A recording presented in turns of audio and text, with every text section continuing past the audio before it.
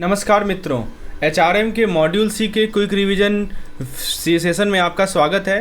Friends, HRM module सी जो कि based है हमारा motivation, training and skill development में, तो अगले 20 से 30 मिनट में मैं आपको इस पार्टिकुलर मॉड्यूल के सारे इंपॉर्टेंट पॉइंट को आपको समझा दूंगा। और फ्रेंड्स, आप एक बार इस मॉड्यूल के सारे इंपॉर्टेंट पॉइंट को समझ जाते हैं तो अगली बात आती है एमसीक्यूज़ की। इसी प्रकार से हमारा मॉड्यूल ए, मॉड्यूल बी का भी क्विक रिवीजन सेशन का वीडियोज़ अवेलेबल है हमारे चैनल पे, जिसका लिंक आपको मैं डिस्क्रिप्शन सेक्शन में प्रोवाइड कर देता हूँ। चलिए शुरुआत करते हैं हम लोग एचआरएम मॉड्यूल सी के रिवीजन को। एक एक बात को ध्यान से सुनिए, अंतिम तक बने रहिए। सबसे पहला पॉइंट है हमारा एचआरएम एंड स्ट्रेटजिक एचआरएम।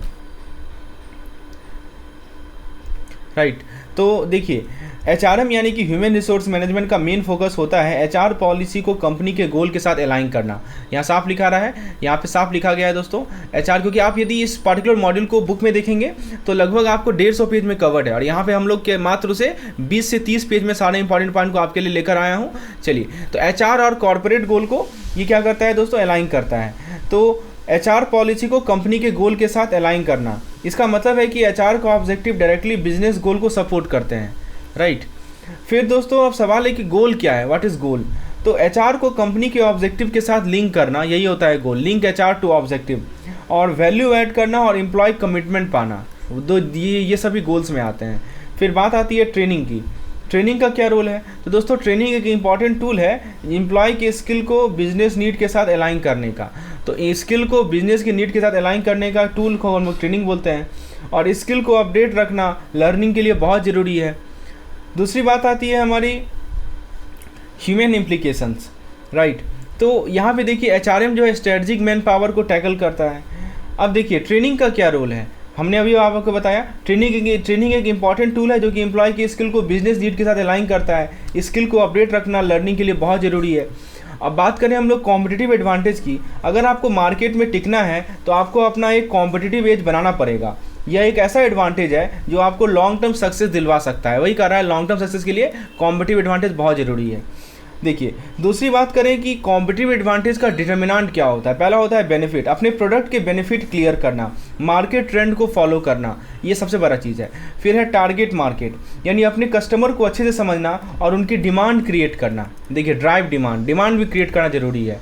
फिर तीसरा आता है कॉम्पिटिशन, अल्टरनेटिव्स पर नज़र रखना और अपनी यूनिकनेस को हाईलाइट करना। तो ये तीन मेजर डिटर्मिनेंट होते हैं कॉम्पिटिटिव एडवांटेज के, बेनिफिट, टारगेट मार्केट और कॉम्पिटिशन। फिर बात आती है sustainable competitive advantage end moment of truth. देखिए दोस्तों, सस्टेनेबल एडवांटेज तब होता है जब गोल और स्ट्रेटजी एक दूसरे को सपोर्ट करते हैं। यहाँ पे हमने गोल की बात की, यहाँ पे हमने स्ट्रेटजीज की बात करी। तो जब गोल और स्ट्रेटजी एक दूसरे को सपोर्ट करते हैं तब आता है हमारा सस्टेनेबल एडवांटेज।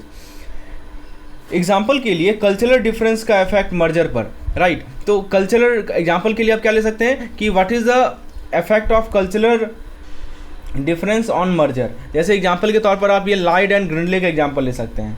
ठीक है, तो ये सबसे बड़ा एग्जाम्पल है cultural lag in merger and it focus on optimizing resource not just new solution. आप बात करते हैं मोमेंट ऑफ ट्रूथ की। तो मोमेंट ऑफ ट्रूथ का मतलब कि जब कस्टमर आपके ब्रांड के साथ इंटरेक्ट करते हैं या इंटरेक्शन उनकी इंप्रेशन बनाते हैं, स्पेशली सर्विस इंडस्ट्री में। तो जो सर्विस इंडस्ट्री है उसके लिए मोमेंट ऑफ ट्रूथ बहुत इंपॉर्टेंट है, क्योंकि कस्टमर जब आपके ब्रांड के साथ इंटरेक्ट करते हैं या इंटरेक्शन उनकी इंप्रेशन बनाते हैं, राइट, तो इसी को हम लोग कहते हैं मोमेंट ऑफ ट्रूथ। देखिए दोस्तों, फिर बात आती है एक्सपेक्टेशन और आउटकम को मैनेज करने की। तो सर्विस इंडस्ट्री में एक्सपेक्टेशन को मैनेज करना बहुत ज़रूरी है ताकि पॉजिटिव कस्टमर एक्सपीरियंस मिले। इम्प्लीमेंटेशन आउटकम, आइए इसके बारे में बात करते हैं। What is implementation outcome. देखिए दोस्तों, प्रोजेक्ट अप्रूव हुआ बट बीच में ही बंद हो गया, इसका मतलब प्लानिंग वीक था। इसको बोलते हैं अर्ली टर्मिनेशन। ये सब वर्ड याद रखिए, पूछा जाता है। प्रोजेक्ट अप्रूव हुआ लेकिन स्टॉप हो गया, मतलब कि आपने प्रिपेयर प्रॉपर्ली नहीं किया था। फिर आता है मेल्ट डाउन। मेल्ट डाउन मतलब कि बाहर से सक्सेस दिख रहा है बट अंदर से फेलियर हो रहा है। Visible failure concealed as success, बाहर से सक्सेस दिख रहा है लेकिन अंदर से फेलियर है। फिर आता है हमारा इंस्टॉलेशन। इंस्टॉलेशन मतलब कि सिस्टम को हमने सेटअप कर दिया लेकिन एलोन या एनफ नहीं होता है, मतलब सफिशिएंट एलोन नहीं है, एनफ नहीं है। फिर हम बात करें, अगला है हमारा रियलाइजेशन। तो पूरा बेनिफिट तभी मिलेगा जब कॉस्ट सेविंग और कस्टमर लॉयल्टी अचीव हो। फुल बेनिफिट तभी अचीव होगा जब कॉस्ट सेविंग और लॉयल्टी अचीव हो, इसको हम लोग रियलाइजेशन बोलते हैं। तो ये हमने 4 देखे, early termination, melt down, installation और रियलाइजेशन। अब एचआर पे क्या इम्पैक्ट पड़ता है। तो देखिए मेल्ट डाउन में मैंने आपको बताया कि मेल्ट डाउन में क्या बताया आपको कि बाहर से सक्सेस दिख रहा है लेकिन अंदर से आपका फेलियर हो रहा है, इसको मेल्ट डाउन बोलते हैं। तो मेल्ट डाउन में क्या होगा कि रिट्रेंचमेंट होगा, यानी कि जॉब लॉसेस आएंगे। यदि इंस्टॉलेशन होगा, जिसे मैंने आपको बताया था कि सिस्टम सेटअप करना, लेकिन अलोन ये एनफ नहीं होता है, तो इंस्टॉलेशन में क्या होगा, एम्प्लॉय का मोरल बूस्ट होता है। और तीसरा मैंने आपको बताया था रियलाइजेशन, मतलब क्या हुआ कि पूरा बेनिफिट तभी मिलेगा जब कॉस्ट सेविंग और कस्टमर लॉयल्टी अचीव हो। तो रियलाइजेशन का क्या इम्पैक्ट होता है कि क्लियर रोल और रिवार्ड मिलते हैं, राइट। तो ये रियलाइजेशन होता है। अब थोड़ा हम लोग बात कर लेते हैं कि डिसरप्शन और को मैनेज करना और रेडीनेस को चेंज करना। देखिए चेंज किसी भी ऑर्गेनाइजेशन को डिसरप्ट कर सकता है, चाहे वो टेक्नोलॉजी हो या लीडरशिप हो।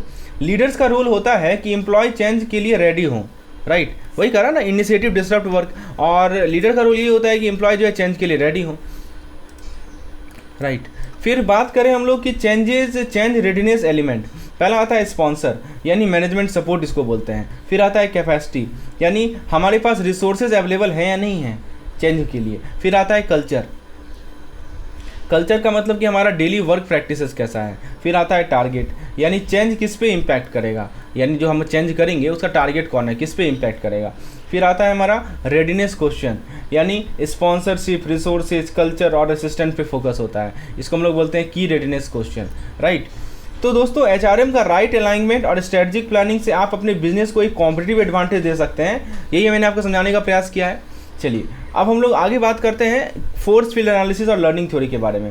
फ्रेंड्स आपको मैं बता दूं, आपको एचआरएम से रिलेटेड किसी भी स्टडी मटेरियल की रिक्वायरमेंट है, चाहे वो पीडीएफ हो, वीडियोस हो, मॉक टेस्ट हो, क्विजेज हो, और दोस्तों हमारा क्विक रिवीजन सेशन हो, तो दोस्तों हमें कंटेक्ट कर सकते हैं इस पार्टिकुलर नंबर पर। हमारे पास एचआरएम के सभी कंटेंट अवेलेबल हैं और डिस्क्रिप्शन में भी मैंने लिंक दे रखा है एचआरएम सिलेबस का, एचआरएम के कंटेंट का, जो कि बहुत ही महत्वपूर्ण आपके लिए इलेक्टिव पेपर है। चलिए बात करें हम लोग फोर्स फील्ड एनालिसिस के बारे में। तो देखिए फोर्स फील्ड एनालिसिस एक ऐसा टूल है जो चेंज मैनेजमेंट के लिए यूज होता है। कहाँ यूज होता है ये यूज होता है चेंज मैनेजमेंट के लिए, ठीक है। इसमें दो टाइप की फोर्सेस होती हैं, एक होती है हमारी ड्राइविंग फोर्स, राइट, जो चेंज को पुश करती है, और एक होती है हमारी रिस्ट्रेनिंग फोर्स। रिस्ट्रेनिंग फोर्स क्या करती है, चेंज को रोकने की कोशिश करती है, ठीक है। अब देखिए इसमें की पॉइंट आता है इक्विलिब्रियम का। तो इक्विलिब्रियम मतलब क्या होता है कि ड्राइविंग और रिस्ट्रेनिंग फोर्स बैलेंस में होती है, चेंजेस होने में मुश्किल होती है, तो इसको हम लोग बोलते हैं इक्विलिब्रियम। इक्विलिब्रियम का मतलब क्या हुआ, driving versus restraining force balances change. यदि हम बात करें इसकी मैनेजमेंट की, तो पहला आता है स्ट्रॉन्ग ड्राइविंग फोर्स, मतलब क्या हुआ, अगर चेंज लाना है तो ड्राइविंग फोर्स को स्ट्रॉन्ग करो। फिर दूसरा आता है स्ट्रेंथन ये वीकेंड रिस्ट्रेनिंग फोर्स, मतलब क्या हुआ कि या तो आपको चेंज लाना है या तो ड्राइविंग फोर्स को स्ट्रॉन्ग कीजिए, नहीं तो रिस्ट्रेनिंग फोर्स को कम कीजिए, ठीक है। और तीसरा आता है स्ट्रॉन्ग रेजिस्टेंस, अगर रेजिस्टेंस बहुत ज़्यादा है तो चेंज आइडिया को ड्रॉप करने का भी सोच सकते हैं, समझ में आया। तो एक तो होता है ड्राइविंग फोर्स को स्ट्रॉन्ग करो, रिस्ट्रेनिंग फोर्स को कम करो, और नहीं तो तीसरा कि यदि ज़्यादा रेजिस्टेंस है तो ड्रॉप कर दीजिए प्लान को। अब इसके कुछ की एलिमेंट्स होते हैं। अच्छा पहले मैं आपको लर्निंग थ्योरी के बारे में बता दूं। देखिए बहुत सिंपल भाषा में समझा रहा हूँ, कुछ भी टफ नहीं है, आप बेसिकली बहुत ही सिंपल और लूसिड लैंग्वेज में समझ सकते हैं। तो वीडियो को लाइक करना मत भूलिए। अब देखिए लर्निंग थ्योरी की बात करें तो लर्निंग थ्योरी का मतलब है कि नए स्किल एक्वायर करना या बिहेवियर चेंज करना, यानी किसी भी नई इन्फॉर्मेशन को लर्न करके अपने एक्शन को मॉडिफाई करना। मतलब हमने नया इन्फॉर्मेशन लिया और अपने बिहेवियर को बदला, ठीक है, इसको बोलते हैं लर्निंग। अब इसके एलिमेंट्स की बात करें तो लर्निंग का मतलब है स्किल और बिहेवियर चेंज करना जो कि लास्टिंग हो, एवर, मतलब ऐसा नहीं कि तुरंत के लिए, टेम्पोररी बेसिस पे नहीं, परमानेंट बेसिस पे, समझ में। तो इसमें नेचुरल ग्रोथ इंक्लूडेड है, नहीं होती, जैसे हाइट बढ़ना या एज इंक्रीज होना, ये नेचुरल ग्रोथ वाली चीज़ें जो है ये सभी इंक्लूडेड नहीं होती है, राइट। अब हम थोड़ा बात कर लेते हैं इसके टाइप्स की। तो सबसे पहला आता है नॉन एसोसिएटिव लर्निंग। तो इसके अंदर दो पार्ट होता है, एक होता है हैबिचुएशन। हैबिचुएशन का मतलब कि रिपीटेड एक्सपोजर से रिस्पांस कम हो जाता है। आप मान लीजिए कि रिपीटेड एक्सपोजर होगा ना तो आपको रिस्पांस कम हो जाएगा। फिर आएगा हमारा सेंसिटाइजेशन, यानी कि रिपीटेड एक्सपोजर से रिस्पांस और ज़्यादा स्ट्रॉन्ग बढ़ जाता है। तो देखिए एक दूसरे का अपोजिट है, और ये हमारा नॉन एसोसिएटिव में पार्ट आता है कि रिपीटेड स्टिमुलस है, रिस्पांस कम हो गया, रिपीटेड स्टिमुलस है तो रिस्पांस एम्पलीफाइड हो गया, इसको बोलते हैं सेंसिटाइजेशन, ठीक है। फिर आता है हमारा दूसरा पार्ट आता है एसोसिएटिव। इसमें आता है कंडीशनिंग, यानी एक नई स्टिमुलस को रिस्पांस के साथ लिंक करना, राइट। फिर हमारे पास कुछ लर्निंग मैकेनिज्म्स हैं। तो देखिए इसमें सबसे पहला आता है एनकल्चरेशन। पिछली बार पूछा गया था एनकल्चरेशन क्या होता है, समझने का प्रयास कीजिए, अपने कल्चर की वैल्यूज़ को समझना। फिर आता है एकल्चरेशन, तो दूसरे कल्चर की वैल्यू को अडॉप्ट करना। Inculturation, acculturation, right. फिर आता है हमारा मॉडर्न फॉर्म। तो मॉडर्न फॉर्म में कौन कौन सा लर्निंग आता है? पहला आता है ई लर्निंग, जिसको हम लोग ऑनलाइन लर्निंग बोलते हैं। फिर आता है ऑगमेंटेड लर्निंग, यानी जो हमारे इंटरैक्टिव डिजिटल टूल्स होते हैं। फिर एक आता है इनफॉर्मल लर्निंग, यानी डेली एक्सपीरियंस से सीखना, जैसे कि सेफ्टी टिप्स हो गए, ये सब इनफॉर्मल लर्निंग में आते हैं। अब देखिए, बात करें हम लोग लर्निंग के टाइप्स एंड डोमेन्स में, तो लर्निंग के अलग अलग डोमेन्स हैं, होते हैं जो डिफरेंट स्किल को कवर करते हैं। आइए जरा देखते हैं कौन कौन से डोमेन है। तो पहला है कॉग्निटिव। तो देखिए, मोटर मतलब फिजिकल स्किल, वर्बल मतलब कम्युनिकेशन, कंसेप्ट मतलब एब्स्ट्रैक्ट आइडिया, प्रिंसिपल मतलब रूल्स होता है। तो डोमेन में आता है पहला कॉग्निटिव डोमेन आता है, जिसमें हमारा मेंटल स्किल आएगा, जैसे कि रिकॉल करना, एनालाइज करना। फिर एक आता है साइकोमोटर। साइकोमोटर यानी फिजिकल कोऑर्डिनेशन, जैसे कि हमारा स्पोर्ट में आता है, तो sport is a type of physical coordination. फिर एक आता है हमारा अफेक्टिव, जो कि इमोशन और एटीट्यूड का पार्ट है। तो ये सभी 3 तरह के डोमेन्स मैंने अभी आपको बताया, कॉग्निटिव, मेंटल स्किल, साइकोमोटर यानी कि फिजिकल कोऑर्डिनेशन, और तीसरा आता है इफेक्टिव यानी कि इमोशन और एटीट्यूड। अब हम पार्ट 5 में लर्निंग थ्योरी की बात करते हैं। देखिए दोस्तों, लर्निंग थ्योरी एक्सप्लेन करती है कि हम कैसे सीखते हैं। पहला आता है इसमें बिहेवियरिज्म। बिहेवियरिज्म का मतलब क्या हुआ? स्टिमुलाई और रिस्पॉन्स पे बेस्ड होती है, जहाँ रिवार्ड से लर्निंग इंप्रूव होती है। लिखा है ना, स्टिमुलाई, रिस्पॉन्स, रिवार्ड बेस्ड। फिर आता है हमारा कॉग्निटिव थ्योरी। तो कॉग्निटिव थ्योरी में पहला पॉइंट आता है इन्फॉर्मेशन प्रोसेसिंग, यानी ब्रेन इन्फॉर्मेशन को स्टोर और रिट्रीव करता है। दूसरा आता है सोशल इंटरेक्शन, यानी कि रोल मॉडल और इंटरेक्शन से सीखना। और तीसरा आता है रिइंफोर्समेंट। रिइंफोर्समेंट का मतलब क्या हुआ कि पॉजिटिव फीडबैक से लर्निंग बेहतर होती है। तो ये सब लर्निंग थ्योरी है, behaviourism, information processing, social interaction और फिर रिइंफोर्समेंट, राइट। तो दोस्तों, ये थे कुछ important insight force field analysis में और लर्निंग थ्योरी में। आई होप ये कंसेप्ट आपको समझने में मजा आया होगा, राइट। तो बिहेवियरिज्म मतलब कि स्टिमुलाई, रिस्पॉन्स, रिवार्ड बेस होता है। कॉग्निटिव थ्योरी में इन्फॉर्मेशन को प्रोसेस करना, सोशल इंटरेक्शन, राइट, यानी रोल मॉडल और इंटरेक्शन से सीखना, रिइंफोर्समेंट यानी पॉजिटिव फीडबैक से लर्निंग बेटर होती है। तो ये सभी इंपॉर्टेंट लर्निंग वर्ड्स है। अब बात करते हैं कि ट्रेनिंग और लर्निंग में क्या डिफरेंस है। What is the difference between training and learning?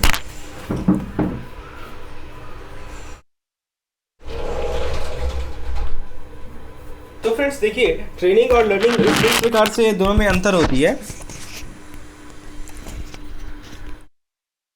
तो ट्रेनिंग का फोकस होता है ऑर्गेनाइजेशन की स्किल को इम्प्रूव करना, राइट। ट्रेनिंग का मेन फोकस क्या होता है कि हम ऑर्गेनाइजेशन की स्किल को इम्प्रूव करें, वही चीज़ यहाँ लिखा जा रहा है ना। Training main focus is organization skill improvement. और लर्निंग में क्या होता है कि लर्निंग का मतलब है नए स्किल एक्वायर करना और उन्हें अप्लाई करना, यानी ट्रेनिंग के प्रोसेस में लर्निंग नेचुरली होती ही होती है, समझ लीजिए। तो यदि हमारा ट्रेनिंग है तो उसके अंदर लर्निंग आएगा ही आएगा। मैं फिर से रिपीट कर दूं, ट्रेनिंग का मतलब होता है ऑर्गेनाइजेशन की स्किल को इंप्रूव करना, और लर्निंग का मतलब होता है नया स्किल एक्वायर करना, और लर्निंग जो है ट्रेनिंग में इनहेरेंट होता ही होता है। तो ये याद रखिएगा, छोटा सा वर्ड 2 लाइनें मैंने समझा दिया आपको। अब देखिए, एक होता है हमारा एडल्ट लर्निंग। एडल्ट लर्निंग जो है, एडल्ट लर्निंग थोड़ा डिफरेंट होता है, क्योंकि ये मोस्टली प्रॉब्लम सॉल्विंग और कोलैबोरेशन पे बेस्ड होता है। यहाँ लिखा गया है ना, प्रॉब्लम बेस्ड एंड कोलैबोरेशन। अच्छा, ट्रेड्स की बात करें तो देखिए, यदि एडल्ट लर्नर के जो ट्रेड्स होते हैं, आइए देखते हैं कौन कौन से ट्रेड्स होते हैं। तो पहला होता है हमारा सेल्फ डायरेक्टेड। ट्रेड्स जो होते हैं वो सेल्फ डायरेक्टेड होते हैं, लाइफ एक्सपीरियंस से सीखते हैं। फिर दोस्तों गोल फोकस्ड होता है ये, और प्रैक्टिकल अप्रोच यहाँ पे रखा जाता है। यदि हम की एजम्पशन की बात करें तो ये वैल्यू ड्रिवन होगा, प्रॉब्लम सॉल्विंग होगा, और प्रॉब्लम सॉल्विंग माइंडसेट से होता है, और रियल एक्सपीरियंस से हम लोग अच्छे तरीके से, बेस्ट तरीके से सीख सकते हैं। If you talk about the learning principle, तो लर्निंग प्रिंसिपल में पहला आता है रेडीनेस। रेडीनेस का मतलब क्या होता है? इसका मतलब होता है कि जब आप रेडी होते हैं सीखने के लिए, तब लर्निंग फास्ट होती है, इसको रेडीनेस कहा जाता है। फिर आती है एक्सरसाइज, यानी प्रैक्टिस से मेमोरी स्ट्रांग होती है, राइट। तो रेडीनेस में मैंने क्या बताया? रेडीनेस में मतलब कि आप जब रेडी होते हैं सीखने के लिए तब लर्निंग फास्ट होती है। एक्सरसाइज में क्या बताया कि प्रैक्टिस से मेमोरी स्ट्रांग होती है। फिर इंटेंसिटी से क्या बताया? इंटेंसिटी का मतलब कि रियल एक्सपीरियंस के थ्रू ज़्यादा इंपैक्ट होता है कंपेयर टू सब्स्टिट्यूट, यानी रियल एक्सपीरियंस से ज़्यादा इंपैक्ट पड़ता है। रिसेंसी का मतलब क्या होता है? नई इन्फॉर्मेशन ज़्यादा याद रहती है, दैट इज कॉल्ड रिसेंसी। तो ये सभी लर्निंग के प्रिंसिपल्स हैं, readiness, exercise, intensity, recency, right. तो लर्निंग के स्टाइल क्या क्या होता है? एक होता है ऑडिटरी, यानी कि सुन के सीखना। एक होता है विजुअल, देख के सीखना। एक होता है काइनेस्थेटिक, यानी कान से सीखना, राइट, करके सीखना। इसे होता है हैंड्स ऑन, करके सीखना। तो ये सभी होते हैं। अब परसेप्शन की बात करते हैं। तो परसेप्शन एक प्रोसेस है जहाँ पे हम स्टिमुलाई को प्रोसेस करते हैं। अब स्टिमुलाई मतलब क्या होता है कि स्टिमुलाई को जैसे कि selection, organization, interpretation, response, right, तो ये सभी स्टेप्स होते हैं। इन सभी के थ्रू हम क्या करते हैं, स्टिमुलाई को प्रोसेस करते हैं। तो यह प्रोसेस हमें हमारी एटीट्यूड और बिहेवियर को इन्फ्लुएंस करता है, स्पेशली ऑर्गेनाइजेशन में। इसका इंपैक्ट क्या होता है, एटीट्यूड को सेव करेगा और बिहेवियर को सेव करेगा। इसी को हम लोग बोलते हैं परसेप्शन। तो एक बेसिकली स्टिमुलाई से सिलेक्शन, सिलेक्शन से organization, interpretation and finally response.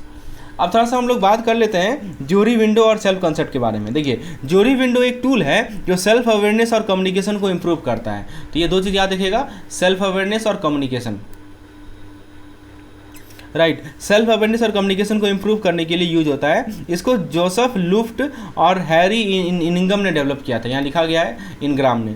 तो देखिए, इसके 4 क्वाड्रेंट होते हैं। एक होता है ओपन, ओपन मतलब कि जो आपको और दूसरों को पता है। एक होता है ब्लाइंड, यानी कि जो दूसरों को पता है लेकिन आपको नहीं, क्योंकि आप ब्लाइंड है। फिर कहता है हिडन, हिडन का मतलब होता है कि जो आपको पता है पर दूसरों से छुपा है।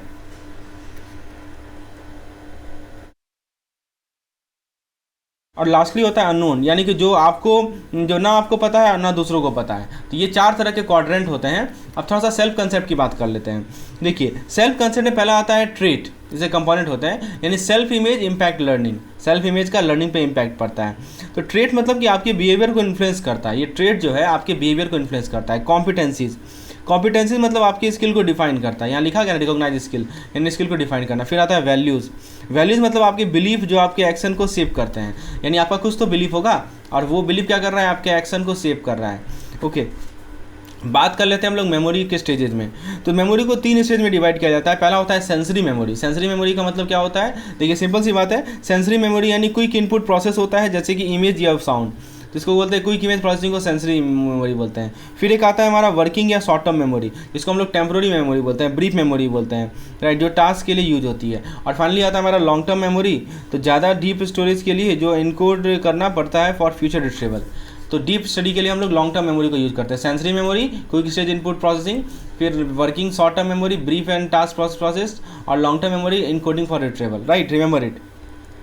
तो अब हम बात करते हैं इसके अगले पार्ट की, जो कि है managing service expectation and project stages. पहला आता है हमारा सर्विस डिफरेंशिएशन।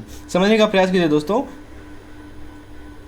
तो सर्विस डिफरेंशिएशन के थ्रू आप कस्टमर एक्सपेक्टेशन को मैनेज कर सकते हैं और positive moment of truth create कर सकते हैं। लिखा गया है ना, कस्टमर एक्सपेक्टेशन को मैनेज कीजिए और पॉजिटिव मोमेंट ऑफ ट्रूथ को मेंटेन कीजिए, जिसको हम लोग बोलते हैं सर्विस डिफरेंशिएशन।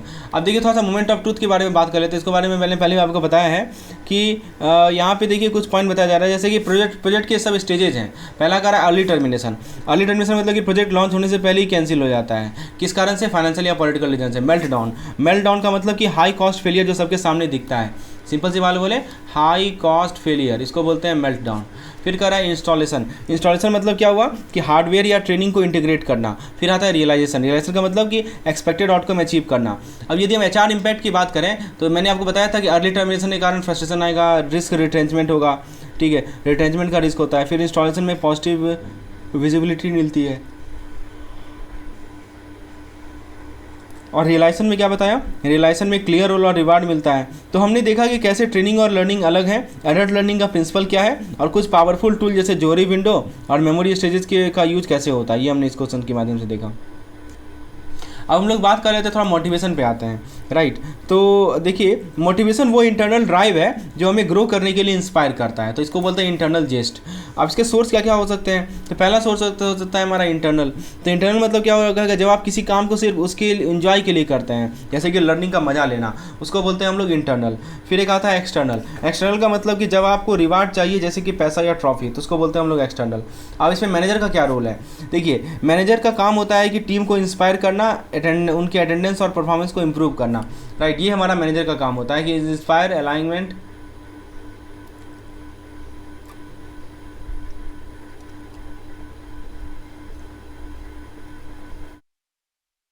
तो मैनेजर का रोल आपको समझ में आया। मैनेजर का काम होता है कि टीम को इंस्पायर करना, उनके अटेंडेंस और परफॉर्मेंस को इंप्रूव करना। अब यदि हम टाइप्स ऑफ मोटिवेशन की बात करें, आइए अगले स्लाइड में देखते हैं what are the different types of motivation. तो देखिए सबसे पहला होता है इंट्रिंसिक मोटिवेशन। मैंने आपको बताया था कि इंटरनल सेटिस्फैक्शन से मिलता है, जैसे कि किसी स्किल को मैटर करने का सेटिस्फैक्शन, ठीक है। तो जो हमारा इंटरनल सेटिस्फैक्शन होता है उससे हमें मिलता है इंटरनल मोटिवेशन। और एक होता है एक्सट्रिंसिक मोटिवेशन। मतलब क्या होता है कि जब आप किसी काम को एक्सटर्नल रिवार्ड के लिए करते हैं, जैसे कि एनिमल ट्रेनिंग में ट्रीट का यूज करना। फिर एक आता है ड्राइव्स एंड डिज़ायर्स। इसका मतलब क्या होता है, देखिए हमारी नीड ही हमारे बिहेवियर को ड्राइव करती है, जैसे भूख या अप्रूवल की ज़रूरत। फिर एक आता है अलग अलग लोगों को मोटिवेट करना। देखिए इसमें बताया जा रहा है कि अगर आपकी टीम सेल्फ मोटिवेटेड है तो उन्हें बस एक्नॉलेजमेंट देकर उनका इंपॉर्टेंस बढ़ाया जा सकता है। वही कर रहा है acknowledgement enhances importance. If you talk about the motivation का क्या इंपॉर्टेंस है, तो देखिए पॉजिटिव इन्वायरमेंट मिलता है, बेटर प्रोडक्टिविटी मिलती है, क्लाइंट का सेटिस्फैक्शन मिलता है और कम सुपरविजन की ज़रूरत होती है अगर टीम हमारा मोटिवेटेड हो। अब थोड़ा सा मोटिवेशनल थ्योरीज की बात कर लेते हैं। जैसे अगर आपको किसी काम का इमीडिएट रिवार्ड मिलता है तो आप और ज़्यादा मोटिवेटेड फील करेंगे, यही होता है इंसेंटिव थ्योरी। अब देखिए मास्लो हायरार्की क्या कहता है, यह थ्योरी बताती है कि सिर्फ अनमेट नीड ही हमें मोटिवेट कर सकती है, ठीक है। ओनली अनमेट नीड मोटिवेट, वही कर रहा है। हायरार्की के बेसिस से बात करें तो नीड्स हायरार्की में होती है, जैसे हमारा बेसिक नीड्स हो गया, हमारा फिजियोलॉजिकल नीड और सेफ्टी नीड्स, सिक्योरिटी नीड्स। उसके बाद कुछ कॉम्प्लेक्स नीड भी हो सकती है, जैसे social need, self esteem need और सेल्फ एक्चुअलाइजेशन नीड, ठीक है। तो ये 5 तरह की नीड्स होती हैं as per Maslow hierarchy law. और जो लोअर ऑर्डर नीड्स होती हैं, जैसे कि फिजियोलॉजिकल और सेफ्टी नीड्स, जो एक्सटर्नल फैक्टर से पूरी होती हैं। और जो हायर ऑर्डर नीड होती हैं, जैसे सेल्फ एस्टीम और सेल्फ एक्चुअलाइजेशन, वो इंटरनल सेटिस्फैक्शन से पूरी होती हैं। अब एक आता है हमारा हर्ट्ज़बर्ग 2 फैक्टर थ्योरी। तो ये थ्योरी क्या कहता है, आइए देखते हैं। तो इसमें कहता है कि मोटिवेशनल फैक्टर ये इंटरनल सेटिस्फैक्शन बढ़ाता है, जैसे चैलेंज हो गया या रिकॉग्निशन हो गया, इंटरनल सेटिस्फैक्शन बढ़ाएगा। दूसरा आता है हाइजीन। तो हाइजीन क्या करता है, हाइजीन फैक्टर डिससेटिस्फैक्शन को रोकता है, राइट। तो जैसे कि सैलरी हो गया, जॉब सिक्योरिटी हो गया, ये सब के सब आपके डिससेटिस्फैक्शन को कम करते हैं। और एक की पॉइंट है, हाइजीन फैक्टर डिससेटिस्फैक्शन को ख़त्म करते हैं, लेकिन मोटिवेशन फैक्टर क्वालिटी और परफॉर्मेंस को इंप्रूव करते हैं। तो ये 2 फैक्टर होते हैं, याद रखिएगा। हाइजीन 2 फैक्टर थ्योरी आता है। मोटिवेशन फैक्टर कहता है कि इंटरनल सेटिस्फैक्शन बढ़ाता है, जैसे चैलेंज और रिकॉग्निशन, और हाइजीन डिससेटिस्फैक्शन को रोकता है, जैसे सैलरी और जॉब सिक्योरिटी। अब एक आता है ERG थ्योरी, जैसे कि इसको एल्डरफर्ड थ्योरी भी कहते हैं। तो इसमें सबसे पहला आता है ई से एग्जिस्टेंस हो गया। एग्जिस्टेंस का मतलब क्या हुआ कि बेसिक नीड, जैसे कि फूड, वाटर, सेफ्टी, ये सब बेसिक नीड्स हो गए। फिर एक आता है रिलेटेडनेस। रिलेटेडनेस का मतलब क्या हुआ, सोशल कनेक्शन और एस्टीम। फिर एक आता है ग्रोथ। ग्रोथ का मतलब कि सेल्फ एक्चुअलाइजेशन और पर्सनल ग्रोथ। और ये सब चीज़ ध्यान रखना है कि अगर एक नीड पूरी नहीं होती तो फ्रस्ट्रेशन की वजह से आप दूसरी नीड पर फोकस कर लेते हैं, ठीक है। अगर एक नीड पूरी नहीं होगी तो आप फ्रस्ट्रेशन की वजह से अपना फोकस शिफ्ट कर सकते हैं। अब एक आता है सेल्फ डिटर्मिनेशन थ्योरी। ये क्या कहता है, तो ये थ्योरी कहती है कि हम इंट्रिंसिकली मोटिवेटेड तभी होते हैं जब हमारे ऑटोनॉमी, कॉम्पिटेंस, रिलेटेडनेस मिलती है। तो इंट्रिंसिक मोटिवेशन हमें तभी मिलती है जब ऑटोनॉमी, कॉम्पिटेंस, रिलेटेडनेस मिलती है। इसका मतलब आप तभी बेस्ट परफॉर्म करते हैं जब आपको फ्रीडम और मास्टरी फील होती है, ठीक है। तो बेस्ट परफॉर्मेंस करने के लिए आपको फ्रीडम और मास्टरी फील होता है, ठीक है। तो दोस्तों ये कुछ इंपॉर्टेंट इंसाइट थे मोटिवेशन और उनके थ्योरीज से रिलेटेड। अब हम बात करते हैं McGregor theory x and y. तो ये थ्योरी क्या कहता है, इसमें देखिए मैकग्रेगर के हिसाब से लोगों के बिहेवियर को 2 तरीक़ों से समझा जा सकता है। एक होता है एक्स और एक होता है वाई। तो थ्योरी एक्स क्या कहता है कि ऑटोक्रेटिक अप्रोच है, जो मान के चलती है कि लोग लेजी हैं और उन्हें कंट्रोल और सुपरविजन की ज़रूरत है, यानी स्ट्रिक्ट मॉनिटरिंग रिक्वायर्ड होती है, ठीक है। और वाई थ्योरी क्या कहता है, तो वाई थ्योरी ये कहता है कि ये अप्रोच पॉजिटिव अप्रोच है, राइट। मतलब क्या हुआ कि ये कहता है कि लोग सेल्फ डायरेक्टेड और एडेप्टेबल होते हैं जब उन्हें सपोर्ट मिलता है। मैनेजर उन्हें मोटिवेट कर सकते हैं टू परफॉर्म बेटर, ठीक है। अब हम थोड़ा सा बात कर लेते हैं गोल सेटिंग थ्योरी, जो कि लॉक के द्वारा दिया गया था। इसमें क्या कहा जा रहा है कि गोल सेटिंग थ्योरी कहता है कि इफेक्टिव गोल वो है जो कि स्पेसिफिक हो, जो कि चैलेंजिंग हो और अचीवेबल होते हैं। क्लियर गोल हमेशा बेटर परफॉर्मेंस ड्राइव करता है क्योंकि वो लोगों को डायरेक्शन और मोटिवेशन देता है। एक पॉइंट है जो कि बताया जा रहा है अनकॉन्शियस मोटिवेशन, मतलब कि क्लियर कहा जा रहा है कि अनकॉन्शियस मोटिवेशन का मतलब है वो हिडन डिज़ायर जो हमें बिना हमारे पता चले इन्फ्लुएंस करती है, हिडन डिज़ायर है, ठीक है। यानी कभी कभी हमारे एक्शन का असली रीज़न हमें खुद नहीं पता होता है, यही अनकॉन्शियस ड्राइव की वजह से होता है ये। फिर एक आता है हमारा intrinsic motivation and 16 basic desire. तो समझिए कि इंट्रिंसिक मोटिवेशन वो सेटिस्फैक्शन है जो आपको किसी काम को करने में मिलती है बिना किसी एक्सटर्नल रिवार्ड के। No external reward, satisfaction driven behaviour. अब इसमें एक पॉइंट है जो कि 16 बेसिक डिज़ायर की बात की जा रही है। यह वह कोर नीड है जो हर इंसान में होती है, जैसे curiosity, status, right, intrinsic motivation वो सेटिस्फैक्शन है जो आप किसी को काम करने में मिलती है बिना किसी एक्सटर्नल रिवार्ड के। और 16 बेसिक डिज़ायर के बारे में बताया गया है। यह वह कोर नीड है जो हर इंसान में वो होती है, जैसे कि क्यूरियोसिटी, स्टेटस, ट्रैंक्विलिटी। ये डिज़ायर हमारे बिहेवियर को ड्राइव करती है। अब हम थोड़ा सा एक्सपेक्टेंसी थ्योरी, वेरुम थ्योरी के बारे में बात करते हैं। तो एक्सपेक्टेंसी थ्योरी कहता है कि मोटिवेशन तभी होती है जब एफर्ट से परफॉर्मेंस मिले और उसका रिवार्ड हो। तो यह फॉर्मूला भी यूज होता है कि मोटिवेशन इज इक्वल टू, आपको मैं फॉर्मूला शो करता हूँ। देखिए यहाँ फॉर्मूला है, motivation is equal to expectancy multiplied by instrumentality multiplied by valency. यानी आपका बिलीफ ही आपके एफर्ट डालेगा तो रिजल्ट मिलेगा। आपके बिलीफ मतलब आपका जो बिलीफ है, बिलीफ कि आप एफर्ट डालेंगे तो आपको रिजल्ट मिलेगा और उसका रिवार्ड होगा। यही मोटिवेशन ड्राइव करता है। फिर एक आता है पिग्मैलियन इफेक्ट। तो पिग्मैलियन इफेक्ट का मतलब है पॉजिटिव एक्सपेक्टेशन से पॉजिटिव आउटकम का आना। तो अगर आप एक्सपेक्ट करते हैं कि आपकी टीम बेस्ट परफॉर्म करेगी तो वह उसी डायरेक्शन में ग्रो भी करेगी, यानी एक्सपेक्टेशन आउटकम को इन्फ्लुएंस कर सकती है। फिर आता है एम्प्लॉय एटीट्यूड। तो दोस्तों यहाँ पे देखिए मोटिवेशन एम्प्लॉय का एटीट्यूड को भी इन्फ्लुएंस करता है। एक फ्रेंडली कंपटीशन क्वालिटी को इन्हांस कर सकता है। एक टर्म है जॉब एनरिचमेंट। देखिए दोस्तों, जो पॉइंट मैं आपको बता रहा हूँ ना, सबसे सवाल बन सकता है, इसीलिए एक सिंपल भाषा में समझा रहा हूँ ताकि आपके दिमाग में वो चीज़ बैठ जाए। एक दो बार और वीडियो को देख लीजिएगा तो सब कुछ याद हो जाएगा। तो जॉब एनरिचमेंट क्या होता है जरा समझिए। देखिए जॉब एनरिचमेंट का मतलब है कि एम्प्लॉय को ज़्यादा रिस्पॉन्सिबिलिटी देना ताकि उनकी ऑटोनॉमी और मोरल बूस्ट हो। ठीक है, उसके बाद आता है बेनिफिट्स। तो देखिए सेटिस्फैक्शन, ग्रोथ, एम्पावरमेंट और अकाउंटेबिलिटी बढ़ती है, ये सबसे बड़ा बेनिफिट है। और इसका लिमिटेशन भी है। ठीक है, तो आप यहाँ पे देख सकते हैं कि जॉब एनरिचमेंट का मतलब मैंने आपको बताया, इसका बेनिफिट क्या है। लिमिटेशन क्या है कि हर कोई ज़्यादा रिस्पॉन्सिबिलिटी नहीं लेना चाहता है, राइट, ये हमारा लिमिटेशन है। ठीक है, चलिए अब बात करते हैं कि जॉब एनरिचमेंट एंड इनलार्जमेंट। तो जरा इसके बारे में बात करते हैं। तो जॉब एनरिचमेंट का मतलब क्या होता है कि इसमें सिर्फ एडिशनल टास्क दिए जाते हैं, इसको हम लोग हॉरिजॉन्टल ग्रोथ बोलते हैं। क्या बोलते हैं? Horizontal growth. जॉब एनरिचमेंट में क्या होता है कि इसमें हर एडिशनल टास्क दिए जाते हैं। ठीक है, कोई नया स्किल नहीं होता है, तो जिसमें नए स्किल की ज़रूरत नहीं होती है, तो ऐसा टास्क दिया जा रहा है जिसमें कोई नए स्किल की ज़रूरत नहीं है। और जॉब इनरिचमेंट में क्या होता है, तो इनरिचमेंट में मतलब कि इनलार्जमेंट में टास्क बढ़ती है, लेकिन इनरिचमेंट, तो हमने क्या देखा कि इनलार्जमेंट में टास्क बढ़ रहा है, लेकिन इनरिचमेंट में क्या होता है कि रिस्पॉन्सिबिलिटी इंक्रीज होती है, राइट। इनलार्जमेंट का मतलब कि टास्क इंक्रीज, इनरिचमेंट मतलब कि रिस्पॉन्सिबिलिटी इंक्रीज। तो यही डिफरेंस है, समझ में आया दोस्तों? ठीक है, तो दूसरी बात यह कि यहाँ पे एक और चीज़ हमें समझना है कि टास्क के बारे में बताया जा रहा है। तो बेनिफिट देख सकते हैं आप, इनलार्जमेंट का बेनिफिट क्या है। पहला बेनिफिट है कि टास्क का वैरायटी होता है, मीनिंगफुल वर्क होते हैं, इन कंट्रोल होता है पेस के ऊपर, परफॉर्मेंस फीडबैक मिलता है। और फिर इसके डिसएडवांटेज की बात करें तो डिसएडवांटेज में क्या क्या आता है। सबसे पहला डिसएडवांटेज आता है कि ट्रेनिंग कॉस्ट ज़्यादा होता है, वर्कलोड ज़्यादा होता है और मोनोटोनी का स्थिति भी होती है, मोनोटोनी रिस्क भी होती है, राइट। चलिए अब थोड़ा हम जॉब रोटेशन के बारे में बात करते हैं। जॉब रोटेशन का मेन पर्पस है एम्प्लॉय की स्किल को एक्सपेंड करना और उनको काफ़ी सारे अलग टास्क का एक्सपोजर देना। कर रहा है ना, एम्प्लॉय की स्किल एक्सपेंड करना, उनको अलग अलग टास्क का एक्सपोजर देना। लेकिन इसके कुछ ड्रॉबैक्स भी हैं, जैसे कि टाइम कंज्यूमिंग होना, थोड़ा स्ट्रेस होना और एडजस्ट करने में टाइम लगना। लिखा है ना, time intensive, stress, adjustment period. तो जॉब रोटेशन का एडवांटेज भी देखना हमने कि एम्प्लॉय की स्किल को एक्सपेंड करना और उनको काफ़ी सारे अलग टास्क का एक्सपोजर देना। और ड्रॉबैक भी देखा कि टाइम कंज्यूमिंग होना, थोड़ा स्ट्रेस होना और एडजस्ट करने में टाइम लगना। ठीक है, दोनों एस्पेक्ट हैं। फिर जॉब सेटिस्फैक्शन की बात करें तो जॉब सेटिस्फैक्शन डिपेंड करता है कुछ फैक्टर पे, जैसे कि हमारा नीड फुलफिलमेंट, फिर आता है हमारा एक्सपेक्टेशन मैच करना, फिर आता है ऑर्गेनाइजेशन के वैल्यू को अलाइन करना और फाइनली आता है फेयरनेस और इंडिविजुअल ट्रेट। बैंकिंग सेक्टर में जॉब सेटिस्फैक्शन में तब मिलती है जब रिकॉग्निशन हो, वर्क लाइफ बैलेंस मेंटेन हो और कम्युनिकेशन क्लियर हो। ये 3 कंडीशन डाला गया है। ठीक है, तो अब देखिए ट्रेनिंग और एक और चीज़ ये मैंने बता दिया बैंकिंग लाइफ में कब सेटिस्फैक्शन मिलती है। अच्छा, ट्रेनिंग एंड डेवलपमेंट की बात की जा रही है। ट्रेनिंग और डेवलपमेंट का एम होता है ऑर्गेनाइजेशन की सक्सेस को ड्राइव करना थ्रू बेटर स्किल, नॉलेज और पॉजिटिव एटीट्यूड, राइट।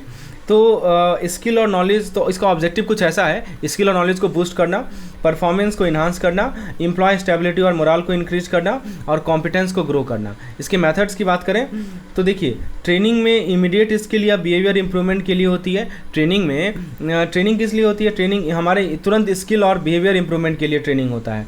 और डेवलपमेंट किसके लिए होता है? फ्यूचर रोल के लिए प्रिपेयर करता है। और लर्निंग किसके लिए होता है? यह एक कंटिन्यूस प्रोसेस। तो ट्रेनिंग, डेवलपमेंट, लर्निंग को अंतर समझिए। ट्रेनिंग मतलब कि आपका जो तुरंत स्किल है उसको डेवलप करेगा, ठीक है, उसके बाद डेवलपमेंट किसके लिए होता है? डेवलपमेंट हमें फ्यूचर रोल के लिए प्रिपेयर करता है। और लर्निंग किसके लिए होता है? यह एक कंटिन्यूस प्रोसेस है जो सेल्फ इंप्रूवमेंट पे फोकस करता है। ठीक है, अब देखिए हम लोग ट्रेनिंग और डेवलपमेंट इन बैंकिंग की बात करें, पर्सपेक्टिव बैंकिंग की बात करें तो बैंकिंग सेक्टर में ट्रेनिंग से एम्प्लॉय के को टेक और कस्टमर के नए डिमांड के साथ अडेप्ट करने का हेल्प मिलता है। वही कह रहा है ना। तो ट्रेनिंग से क्या मिलता है कि ट्रेनिंग से एम्प्लॉय को टेक्नोलॉजी और कस्टमर के नए डिमांड के साथ अडेप्ट करने का हेल्प मिलता है। यहाँ देख सकते हैं ट्रेनिंग, प्रैक्टिकल स्किल। उसके बाद फ्यूचर के लिए कंटिन्यूस लर्निंग और डिजिटल स्किल का होना ज़रूरी है। ठीक है, अब ट्रेनिंग का इम्पैक्ट क्या होता है? ट्रेनिंग से स्किल्ड, एडेप्टेबल, गोल अलाइंड वर्कफोर्स मिलता है जो ऑर्गेनाइजेशन के गोल को इफेक्टिवली अचीव करने में मदद करता है। ट्रेनिंग का बेनिफिट्स क्या क्या होता है अगले स्लाइड में देखते हैं। तो ट्रेनिंग से क्या होता है कि नॉलेज बढ़ता है और बायसेस कम होती है। वही कह रहा है।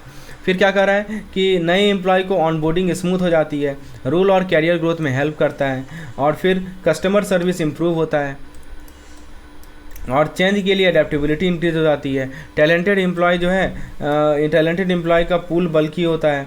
फिर कह रहे हैं कि प्रोडक्टिविटी बढ़ती है, प्रॉब्लम सॉल्विंग स्किल बढ़ती है, और फ्लेक्सिबिलिटी फॉर चेंजेस बढ़ती हैं, कैरियर एडवांसमेंट के लिए स्कोप मिलती है। तो ये था एक quick overview job rotation, job satisfaction और ट्रेनिंग एंड डेवलपमेंट के बारे में, जो कि किसी भी ऑर्गेनाइजेशन के सक्सेस और एम्प्लॉय की ग्रोथ में के लिए बहुत ही क्रूशियल एस्पेक्ट है। हमने इसको सिंपल भाषा में समझा। अब आते हैं कि ट्रेनिंग का क्या प्रिंसिपल है। बैंकिंग में ट्रेनिंग कुछ इंपॉर्टेंट प्रिंसिपल पर बेस्ड होती है, जैसे कि पहला है मोटिवेशन सेंटर्ड, यानी ट्रेनिंग एम्प्लॉय को मोटिवेटेड और इंगेज रखने में हेल्प करती है। दूसरा है नीड बेस्ड और गोल अलाइंड, यानी ट्रेनिंग ऑर्गेनाइजेशन के गोल और एम्प्लॉय की ज़रूरतों को अलाइन होनी चाहिए। फिर कह रहा है लर्निंग फोकस, यानी लर्निंग को प्रमोट करना ट्रेनिंग का मेन फोकस है।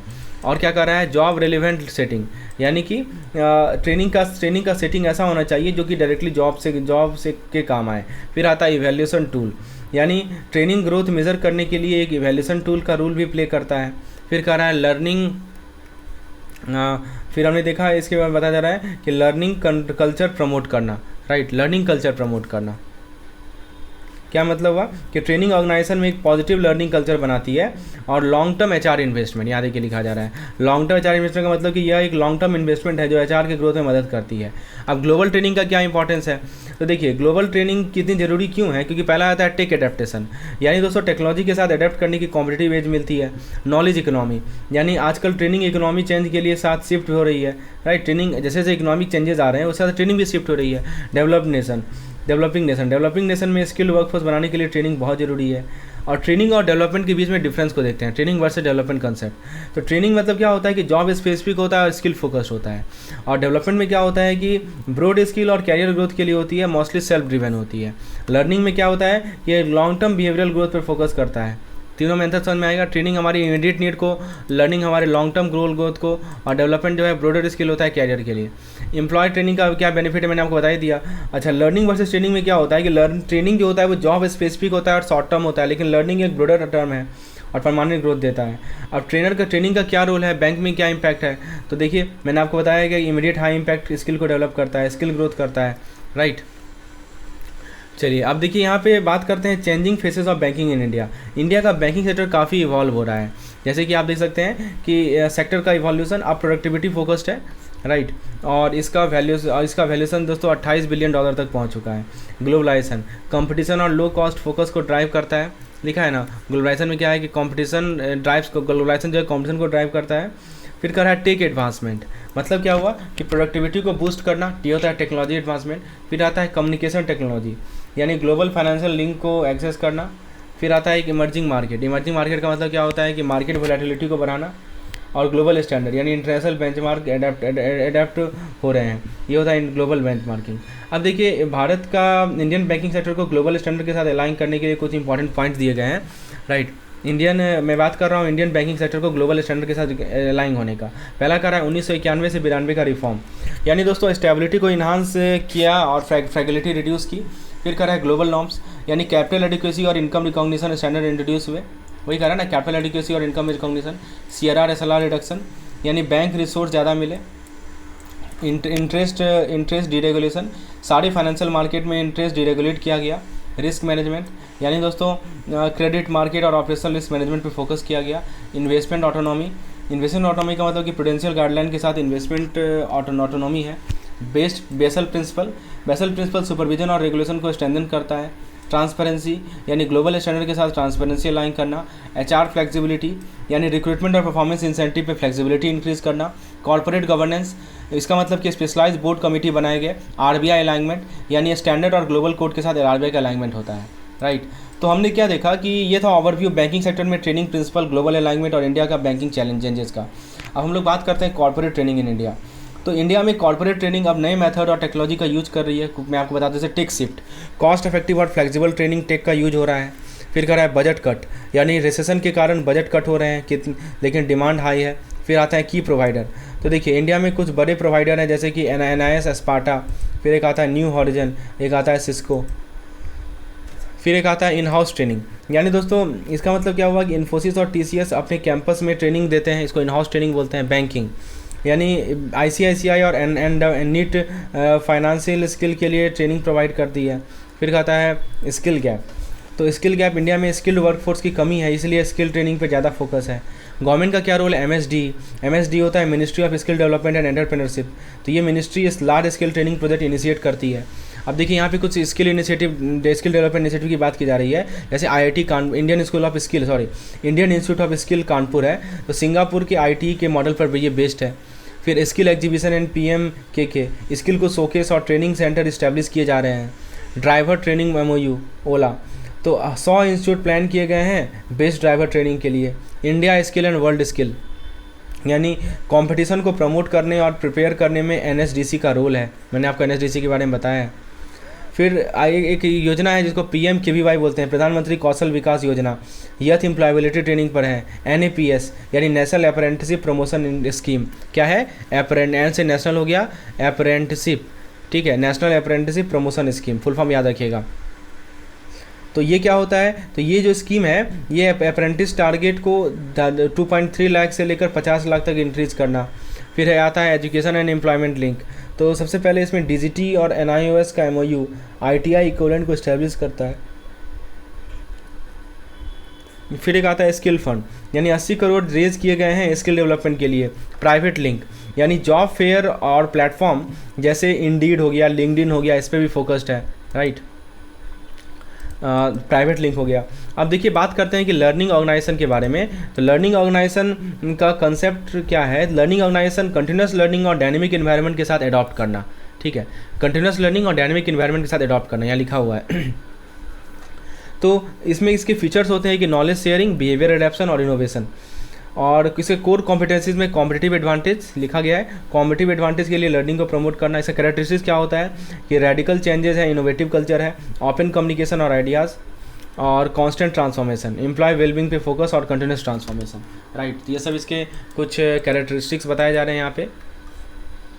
बैंकिंग सेक्टर के नीड्स बताए जा रहे हैं। PSU प्राइवेट सेक्टर के एक्सपीरियंस स्टाफ और न्यू जनरेशन बैंक के स्किल्ड लेकिन लेस एक्सपीरियंस एम्प्लॉय में स्किल गैप है, लिखा गया है। PSU private experience staff, new generation bank skill less banking staff में स्किल गैप है।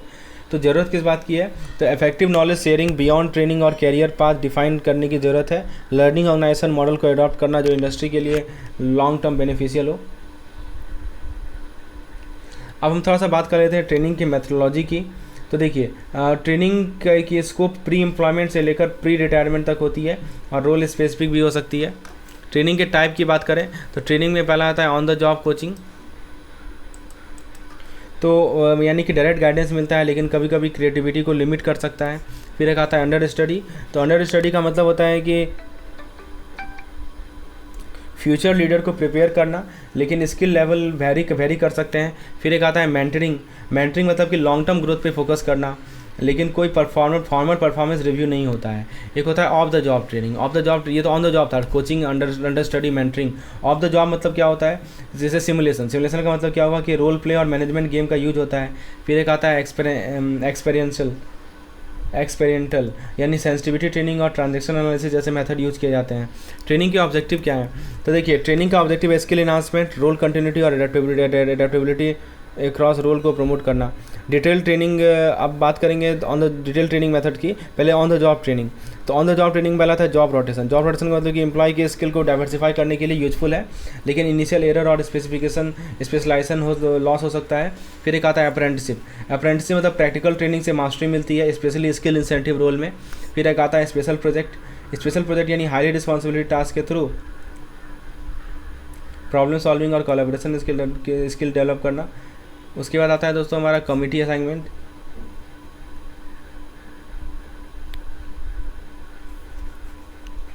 तो कमिटी असाइनमेंट मतलब कि टीम प्रॉब्लम सॉल्व पे फोकस होता है, लेकिन अकाउंटेबिलिटी इम्पैक्ट हो सकती है।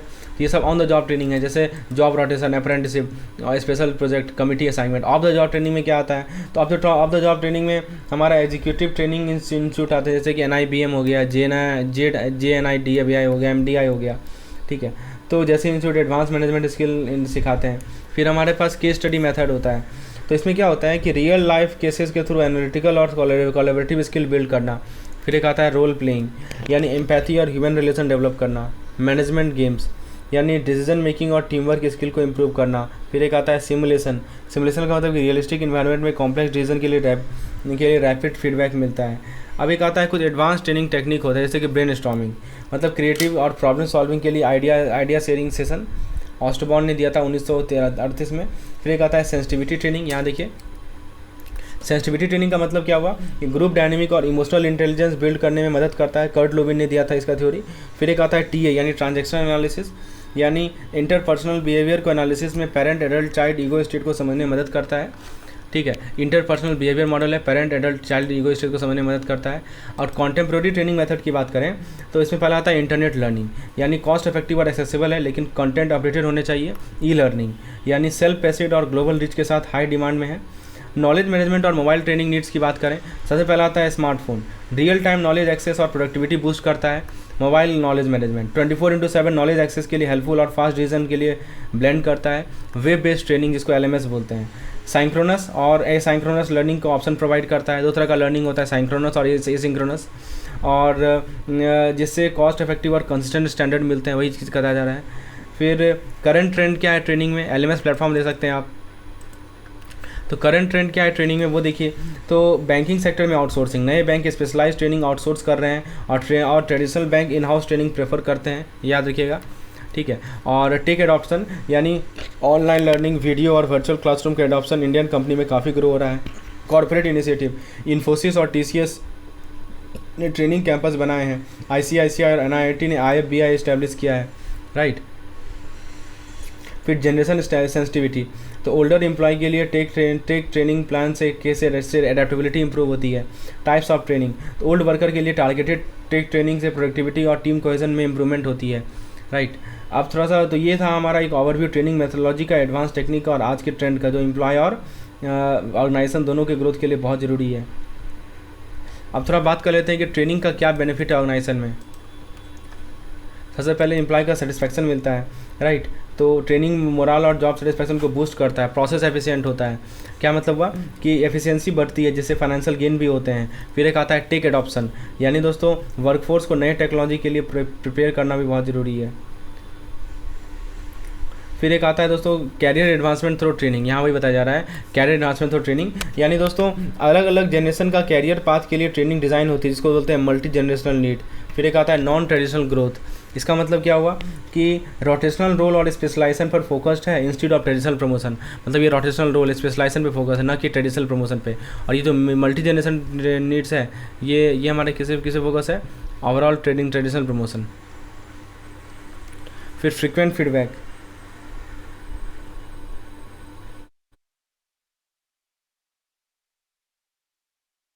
यानी फ्रीक्वेंट फीडबैक भी बहुत ज़रूरी है, यानी जेन वाई को मोटिवेटेड रखने के लिए फीडबैक जरूरी है।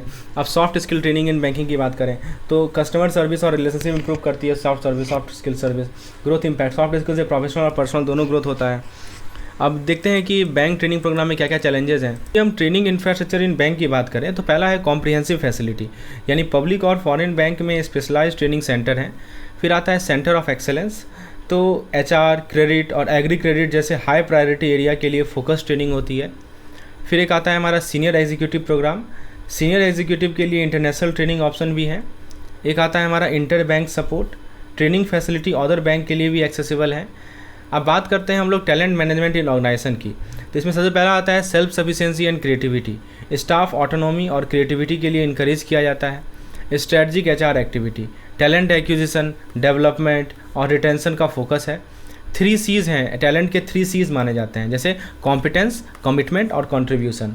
पीएसबी की क्या क्या चैलेंज है? तो सबसे पहले टैलेंट गैप है। क्यों टैलेंट गैप है? क्योंकि रिकॉग्निशन और कॉम्पिटेंसीज़ की इशूज़ हैं, राइट। ये पीएसबी की बहुत बड़ी चैलेंज है, पब्लिक सेक्टर बैंक की बात की जा रही है। अब बात करें हम लोग टैलेंट के रोल की, तो एक्विजिशन का मतलब क्या होता है कि आप टैलेंट को सोर्स कर रहे हैं। उसके बाद जो सेकंड पॉइंट है वो है हमारा डेवलपमेंट। तो डेवलपमेंट का मतलब कि स्किल को इन्हांस करना, और रिटेंशन का मतलब होता है कि सपोर्टिव इन्वायरमेंट और इंसेंटिव प्रोवाइड करना। ठीक है, 2 चीज़ें। तो हमने देखा कि एक्विजिशन में टैलेंट सोर्सिंग होता है, डेवलपमेंट में स्किल इन्हांसमेंट होता है, और रिटेंशन में सपोर्टिव इन्वायरमेंट और इंसेंटिव प्रोवाइड करना होता है। स्ट्रेटजिक वैल्यू यानी कि टैलेंट मैनेजमेंट से कॉम्पिटिटिव एडवांटेज बिल्ड होती है, राइट। टैलेंट मैनेजमेंट यदि करेंगे तो कॉम्पिटिटिव एडवांटेज बिल्ड होगी। अब winning the war for talent, critical factor. तो देखिए स्किल, एसेंशियल स्किल पे फोकस होना चाहिए। फिर एक आता है स्किल और पाइपलाइन, ये सब क्रिटिकल फैक्टर कहे जाते हैं। स्किल और पाइपलाइन यानी कंटिन्यूस टैलेंट सपोर्ट जरूरी है। एक आता है सैलरी यानी कॉम्पिटिटिव कॉम्पेंसेशन देना। स्पीड यानी फास्ट रिक्रूटमेंट प्रोसेस से ऑनबोर्डिंग टाइम कम होता है। और एक आता है रैपिड डिसीजन मेकिंग यानी ऑफर और ऑनबोर्डिंग टाइम को मिनिमाइज करना। एक टर्म होता है, इसको बोलते हैं creative talent and dynamic leadership. तो इसका मतलब क्या होता है कि क्रिएटिव टैलेंट का मतलब क्या हुआ? इसका मतलब हुआ कस्टमर सर्विस और डिजिटल बैंकिंग में इनोवेशन जरूरी है, innovation in customer service and digital banking.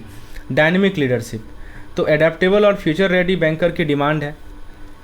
और उसके बाद आता है एमर्जिंग जेंसी, तो इनोवेशन और फ्लेक्सिबिलिटी वर्क की डिमांड। इन हाउस डेवलपमेंट यानी कॉम्पिटेंसी मैपिंग और टारगेटेड ट्रेनिंग पर फोकस है इन हाउस डेवलपमेंट का। उसके बाद बात आती है multi faceted training, multi faceted strategy, employ engagement, performance management और वेलनेस प्रोग्राम को प्रमोट करना। यह आता है मल्टी फैसेटेड स्ट्रेटजी। अब आता है कि कैसे हम लीडरशिप को डेवलप करें, ऑर्गेनाइजेशन में इफेक्टिव लीडरशिप को डेवलप करें। पहला आता है कोर स्किल यानी vision, communication, motivation, collaboration, crisis handling. ठीक है, ये सब स्किल जरूरी है। फिर एक आता है एम्प्लॉय ग्रोथ। सबसे पहला आता है जनरेशन ट्रेट में बूमर्स आते हैं। बूमर्स यानी कि 1947 से लेकर 1964। इसका मतलब क्या हुआ कि ये लोग डिसिप्लिन्ड और वैल्यू ड्रिवन होते हैं। फिर आता है जेन एक्स जो कि 1965 से 1981 जिनका डेट बर्थ है। फिर ये इंडिपेंडेंट नेचर के हैं। फिर एक आता है मिलेनियल जो कि 1982 से लेकर 2001 तक, और ये असर्टिव हैं, टेक सेवी हैं और इनको फ्लेक्सिबिलिटी चाहिए। फिर आता है जेन सी जो कि पोस्ट 2001 है। ये कनेक्टेड हैं और in person interaction come prefer करते हैं, राइट। एचआर अप्रोच क्या है? तो सीनियर एक्सपीरियंस, रेस्पेक्ट, यहाँ देखिए लिखा था respect senior experience.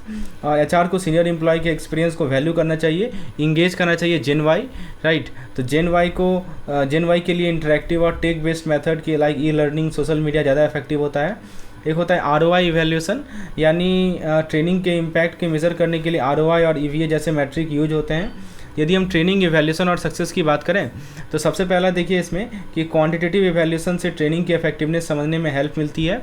Skill gain, behaviour और परफॉर्मेंस इंप्रूवमेंट को एसेस किया जा सकता है। आरओआई की बात करें तो फाइनेंशियल इम्पैक्ट को ट्रैक करना और ट्रेनिंग को ऑर्गेनाइजेशन स्ट्रेटजी के साथ अलाइन करना इंपॉर्टेंट है, that is called ROI track. ROI क्या करता है कि फाइनेंशियल इम्पैक्ट को ट्रैक करता है और ट्रेनिंग को ऑर्गेनाइजेशन स्ट्रेटजी के साथ अलाइन करता है। फिर हम बात करें जनरेशनल स्ट्रेटजी की, तो देखिए अलग जनरेशन के लिए टेलर्ड ऑनबोर्डिंग और टेक इंटीग्रेटेड प्रोग्राम इफेक्टिव है। फिर एक आता है business environment and HR evolution. इसमें सबसे पहला पॉइंट है इन्वायरमेंटल शिफ्ट यानी ग्लोबलाइजेशन और कस्टमर फोकस के साथ डिमांड में रिस्क राइज हुआ है, राइट। ग्लोबलाइजेशन और कस्टमर फोकस के साथ डिमांड में राइज हुआ है। एचआर फोकस शिफ्ट की बात करें तो पीएसयू सेक्टर में कंट्रोल से डेवलपमेंट अप्रोच पर फोकस शिफ्ट हुआ है। पहले वो कंट्रोल में था, वो डेवलपमेंट में शिफ्ट हुआ है, राइट। और लेकिन यूनियन का इन्फ्लुएंस अभी भी है। पर्सनल मैनेजमेंट की बात करें तो पहला आता है वेलफेयर के अंदर सेफ्टी, हेल्थ, एम्यूनिटीज़ का ध्यान रखना। फिर एक आता है पर्सनल यानी रिक्रूटमेंट, पे और इंसेंटिव का मैनेजमेंट। फिर एक आता है रिलेशनशिप जिसके अंदर एम्प्लॉय रिलेशन और डिस्प्यूट रिजोल्यूशन में मेन रोल प्ले करता है ये, राइट। उसके बाद हमारा पर्सनल मैनेजमेंट और लेबर लेजिस्लेशन। तो देखिए पर्सनल मैनेजमेंट का मेन फंक्शन क्या है? पहला है स्ट्रेटजिक मतलब कि गोल सेट करना और कॉम्पिटेंसीज इवेल्युएट करना। फिर एक आता है प्रोफेशनल यानी परफॉर्मेंस मैनेज करना थ्रू KRA एंड KPI। और फाइनली आता है एडमिनिस्ट्रेटिव यानी रिक्रूटमेंट, ट्रेनिंग, रिवार्ड और वेलफेयर इंश्योर करना। लेबर लॉ के बारे में बताएं। लेबर लॉ का ओवरव्यू, तो सबसे पहले वर्कर का राइट, फेयर वेजेस और सेफ वर्किंग कंडीशन को इंश्योर करना। कॉम्प्लायंस में आता है रिक्रूटमेंट, पे और पॉलिसी में कॉम्प्लायंस जरूरी है। इंडस्ट्रियल रिलेशन कोड 2020 की बात करें, फिर टॉक अबाउट IR कोड 2020, तो मल्टीपल एक्ट को कंसोलिडेट करके कॉम्प्लायंस स्ट्रीमलाइन किया गया है, राइट, जिसको इंडस्ट्रियल रिलेशन कोड 2020 बोलते हैं। और एक है वर्किंग कंडीशन लेजिस्लेशन, तो इसमें देखिए एक कॉन्ट्रैक्ट लेबर एक्ट 1970 है, इसके थ्रू 20 से ज़्यादा वर्कर के सेटअप में कॉन्ट्रैक्ट लेबर के रेगुलेशन डिफाइंड है। और उसके बाद कॉन्ट्रैक्ट लेबर की थोड़ा बात कर लेते हैं। तो पहला चीज़ क्या है कि कैजुअल वर्कर, तो कैजुअल वर्क को एक्सक्लूड करता है, और कॉन्ट्रैक्ट हायर वर्कर को कॉन्ट्रैक्ट लेबर कहते हैं। If you talk about the registration and licensing, तो यहाँ देखिए बताया जा रहा है कि एम्प्लॉयर को रजिस्टर करना पड़ता है और कॉन्ट्रैक्टर को लाइसेंस लेना पड़ता है। फैसिलिटीज़, कॉन्ट्रैक्टर बेसिक्स प्रोवाइड करते हैं, अगर फेल हुए तो एम्प्लॉयर स्टेप इन करता है। स्टेट स्पेसिफिक, महाराष्ट्र में 50+ वर्कर पर एक्ट अप्लाई होता है और अदर स्टेट में 20 वर्कर पर अप्लाई होता है। वेजेज, कॉन्ट्रैक्टर को पेमेंट देना होता है, लेकिन अगर वो डिफ़ॉल्ट करता है तो एम्प्लॉयर को पे करना पड़ता है। बैंक रेस्ट्रिक्शन, बैंक में क्लीनिंग और सिक्योरिटी के लिए कॉन्ट्रैक्ट लेबर अलाउड नहीं है। और आउटसोर्सिंग रूल, तो कोर्ट लीनियंट है, बस फेयर टर्म होना चाहिए। अब बात करें Bombay shop and establishment act 1948 का, तो हर साल लोकल अथॉरिटी के साथ लाइसेंस रिन्यू करना होता है। इसमें देखिए रजिस्ट्रेशन लिखा गया है। वर्क आवर, रोज़ मैक्सिमम 9 घंटा और वीकली 48 घंटा, 24 OT आवर्स अलाउड है वीकली। रेस्ट एंड लीव, यानी हर वीक एक हॉलीडे और 21 दिन की एनुअल लीव, जिसमें 42 दिन का 42 डेज़ कैरी ओवर हो सकता है। रिकॉर्ड्स, यानी अटेंडेंस और लीव रिकॉर्ड मेंटेन करने ज़रूरी है। Bank assumption, flexible work hour पर टोटल वर्क आवर पूरे करने पड़ेंगे। बैंक में फ्लेक्सिबल वर्क आवर है, लेकिन टोटल वर्क आवर जो 48 आवर का है, 48 आवर पर वीक है, वो पूरा करना होगा। फिर आता है ट्रेड यूनियन एक्ट 1926, तो यूनियन एक्टिविटीज़ के लिए लीगल स्टेटस और इम्यूनिटी प्रोवाइड करता है रजिस्ट्रेशन। फिर एक आता है डिस्प्यूट, यानी एम्प्लॉयमेंट से रिलेटेड कॉन्फ्लिक्ट को एड्रेस करता है डिस्प्यूट। एम्प्लॉयमेंट से रिलेटेड जो कॉन्फ्लिक्ट है उसको एड्रेस करेगा ये डिस्प्यूट। फिर आएगा रजिस्ट्रेशन रिक्वायरमेंट, तो इसमें देखिए कम से कम 7 मेंबर चाहिए और 10% या 100 मेंबर रजिस्ट्रेशन के लिए चाहिए। एप्लीकेशन, उन यूनियन का नाम, पर्पस, मेंबर लिस्ट और एडमिशन रूल सबमिट करने होते हैं। पोस्ट रजिस्ट्रेशन, 10% या 100 मेंबर मेंटेन करने होते हैं। एनुअल स्टेटमेंट, यानी मतलब ये हुआ कि 1 साल बाद एसेट और लायबिलिटीज़ का रिपोर्ट देना होता है। यदि हम बात करें लीगल एंटिटी और फंड यूज की, तो देखिए एंटिटी स्टेटस, यूनियन एक सेपरेट लीगल एंटिटी होता है जो प्रॉपर्टी राइट रख सकता है। फंड यूज, यानी सिर्फ स्पेसिफिक एक्सपेंस जैसे सैलरी, लीगल कॉस्ट एक्सेट्रा के लिए फंड यूज अलाउड है। डिसोल्यूशन या डिसरजिस्ट्रेशन, तो डिसोल्यूशन यानी कि यूनियन के कॉन्स्टिट्यूशन के बाद के बेसिस पे होता है। डिसोल्यूशन किसके बेसिस पे होगा? यूनियन के कॉन्स्टिट्यूशन के बेसिस पे होगा। रजिस्ट्रेशन की बात करें, रजिस्ट्रार की बात करें, तो अगर यूनियन नॉन कॉम्प्लाइंट है या मेंबर कम है तो रजिस्ट्रार विड्रॉ कर सकता है। If you talk about the political fund, तो पॉलिटिकल फंड का पर्पस होता है इलेक्शन कैंडिडेट की सपोर्ट के लिए दिया जाता है। कंट्रीब्यूशन की बात करें तो कंट्रीब्यूशन वॉलंटरी है, मेंबरशिप के लिए मेंबरशिप जरूरी नहीं है। ट्रांसपेरेंसी की बात करें तो अकाउंट बुक ओपन होते हैं और 50% ऑफिस बियरर इंडस्ट्री के होने चाहिए। ये सब इंपॉर्टेंट पॉइंट्स हैं। अब बात करते हैं इंडस्ट्रियल डिस्प्यूट एक्ट 1947 की। सो इसका ऑब्जेक्टिव क्या था इंडस्ट्रियल डिस्प्यूट एक्ट का? तो एम्प्लॉयर एम्प्लॉय डिस्प्यूट को रिजॉल्व करना, इलीगल स्ट्राइक लॉकआउट रोकना और सोशल जस्टिस इंश्योर करना। इंडस्ट्रीज़ की बात करें तो देखिए इसमें ब्रोडर एम्प्लॉयर एक्टिविटीज़ इन्वॉल्व है। वर्कमैन, स्किल्ड अनस्किल्ड वर्कर, कुछ एक्सक्लूजन भी हैं। वर्क कमेटी, 100 से ज़्यादा वर्कर होने पर एम्प्लॉयर वर्कर रिलेशन के लिए वर्क कमेटी बनता है। Dispute resolution, conciliation, labour court और ट्रिब्यूनल से डिस्प्यूट रिजोल्यूशन होता है। नोटिस, यानी सर्विस चेंजेस के लिए 21 दिन नोटिस ज़रूरी है। स्ट्राइक या लॉकआउट, पब्लिक यूटिलिटी सर्विस में रिस्ट्रिक्शन और मैंडेटरी नोटिस ज़रूरी है। ले ऑफ, रिट्रेंचमेंट और क्लोजर, यानी कह रहा है कि प्रोसीड्यूर फॉलो करना और कंपनसेशन रूल मेंटेन करना ज़रूरी है। फिर हम बात करें इंडस्ट्रियल रिलेशन कोड 2020 का, तो इसमें देखिए इसका पर्पज़ है ID act, trade union act और स्टैंडिंग ऑर्डर एक्ट। वर्कर का डेफिनेशन होता है जर्नलिस्ट, सेल्स पर्सन और 18,000 से कम मंथली अर्न करने वाला सुपरवाइज़र को ऐड करता है। फिर कह रहा है फिक्स टर्म, 1 साल से ज़्यादा काम पर ग्रेच्युटी मिलेगा। थ्रेश होल्ड, कंप्लाइंस के लिए अब 100 से 300 एम्प्लॉय का थ्रेश होल्ड है। ले ऑफ, इस्टेब्लिशमेंट साइज़ के हिसाब से रूल वेरी करते हैं। स्ट्राइक्स एंड लॉकआउट की बात करें तो कहा जाता है कि मेडिटेशन और आर्बिट्रेशन के दौरान रिस्ट्रिक्शन है। बारगेनिंग यूनियन, तो बार्गेनिंग यूनियन में क्या है कि यदि सिंगल यूनियन है तो ऑटो रिकॉग्नाइज होता है, यदि मल्टीपल यूनियन है तो 51% मेंबरशिप के बेसिस पर, वरना काउंसिल बनाई जाती है। अब एक टर्म है strike, lockout, standing order, reskilling fund. मतलब क्या होता है, देखिए इसमें बताया जा रहा है कि 50% प्लस वर्कर के अप्रूवल के साथ 40 डे एडवांस नोटिस चाहिए जो 60 डेज तक वैलिड रहेगी। 50+ worker, 40 day advance notice 60 days के लिए वैलिड रहेगा। मेडिएशन, आर्बिट्रेशन, ट्रायल्स और सेटलमेंट के दौरान बैन्स लगाए जा सकते हैं। स्टैंडिंग ऑर्डर, 300 से ज़्यादा एम्प्लॉय वाला इस्टेब्लिशमेंट को 6 मंथ में ड्राफ्ट बनाना होता है। रीस्किलिंग फंड, यानी लेड ऑफ वर्कर के लिए एम्प्लॉयर 15 दिन की सैलरी कंट्रीब्यूट करता है। यदि हम ले ऑफ रिट्रेंचमेंट की बात करें तो ले ऑफ जब एम्प्लॉयर काम नहीं दे पाता। रिट्रेंचमेंट का मतलब कि नॉन डिसिप्लिनरी टर्मिनेशन। कॉम्पेंसेशन, 1 से ज़्यादा साल वर्कर को 50% वेजेस दिए जाते हैं। एग्जम्पशन, यदि 50 वर्कर से कम है तो और सीजनल यूनिट एग्जम्प्टेड है। यदि हम बात करें एम्प्लॉय कॉम्पेंसेशन एक्ट 1923 की, इसके कुछ की पॉइंट्स हैं। इसका ऑब्जेक्टिव ये है कि काम के दौरान होने वाले एक्सीडेंट के लिए कॉम्पेंसेशन देना। एलिजिबिलिटी, नॉन कैजुअल वर्कर जिसने 3 दिन से कम डिसेबिलिटी और रूल वायलेशन एक्सक्लूड किए हैं। कॉम्पेंसेशन, तो यदि परमानेंट पार्शियल है तो इंजरी बेस्ड डिसाइड किया जाएगा, यदि टेम्प्रोरी है तो 5 साल तक मंथली दिया जाएगा, यदि फैटल है तो डिपेंडेंट को मिलता है, और यदि ऑक्यूपेशनल डिजीज़ है तो 6 महीने के बाद मिलेगा, और यदि नोशनल एक्सटेंशन है तो रूट टू और वर्क से वापस आते वक्त भी कवर होता है।